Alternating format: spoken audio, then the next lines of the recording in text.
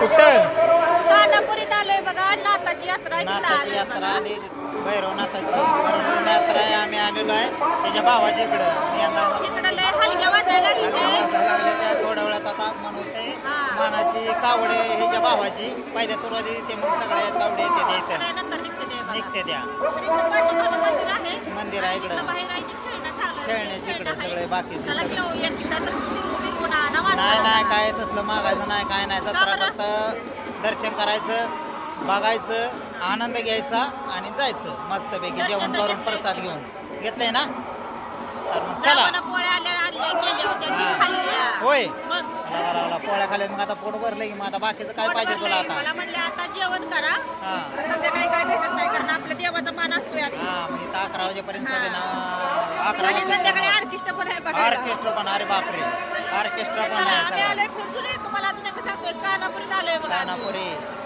चला पंढरपूर कोण पण तालुक्यात इकडे आहे आलंय त्यांनी आम्हाला कमेंट करायची कुणी सांग. कुणी यात्रा बघितली बघितली इकडची आता गर्दी नाही 6च्या पुढे भरपूर गर्दी होईल तर चला मग पुढचं आपलं ब्लॉक नंतर